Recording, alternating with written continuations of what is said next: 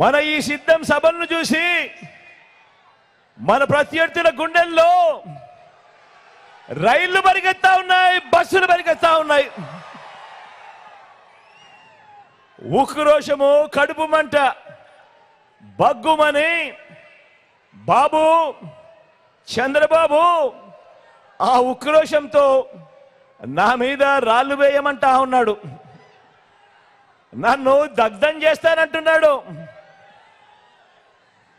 ఇది చంద్రబాబు దత్తపుత్రుడుల వాళ్ళ వదినమ్మల ఎజెండా. దోచుకోవటానికి, దోచుకున్నది పంచుకోవటానికి కాక ఇది బాబు కూటమి ఏకైక ఎజెండా. దీనికోసం వాళ్ళకి అధికారం కావాలట, దీనికోసం అధికారాలు కావాలట. జగన్ను కొట్టడానికి, జగన్కు హాని చేయడానికి, రాష్ట్రాన్ని దోచుకోవడానికి, దోచుకున్నది పంచుకోవడానికి, దీనికోసం వాళ్లకు అధికారం కావాలట. ఇంకా ఏమంటున్నారో తెలుసా వీళ్ళంతా? ఈ మధ్య బాబు ఏమంటున్నాడంటే జగన్ ఒక బచ్చా అంటున్నాడు.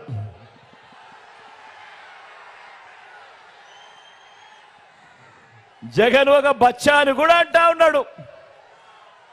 ఇలాంటి మాటలు వింటుంటేనే నాకు కొన్ని కథలు, కొన్ని మాటలు గుర్తుకొస్తాయి. కృష్ణుడిని బచ్చా అనుకున్న కంసుడు,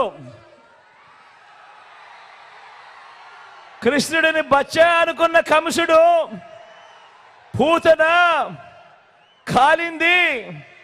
ఇప్పుడు బాబు వాన్ మీద నిలబడిన ముగ్గురు మాదిరిగా ఈరోజు గుర్తుకొస్తా ఉన్నారు. రాముడిని బచ్చా అనుకున్న మారీషుడు, సుబాహుడు ఇప్పుడు రామూజీ వేషంలోనూ ఓ ఆంధ్రజ్యోతి రాధాకృష్ణన్లా ఈరోజు కనిపిస్తా ఉన్నారు. హనుమంతుడిని బచ్చా అనుకున్న రావణుడు కూడా వీళ్ళల్లో గుర్తుకొస్తా ఉన్నాడు. చరిత్రలో పోయే కాలం వచ్చినప్పుడు, చరిత్రలో ఓడిపోయే కాలం వచ్చినప్పుడు విలన్లందరికీ కూడా అటువైపున హీరోలందరూ బచ్చాలుగానే కనిపిస్తా ఉంటారు.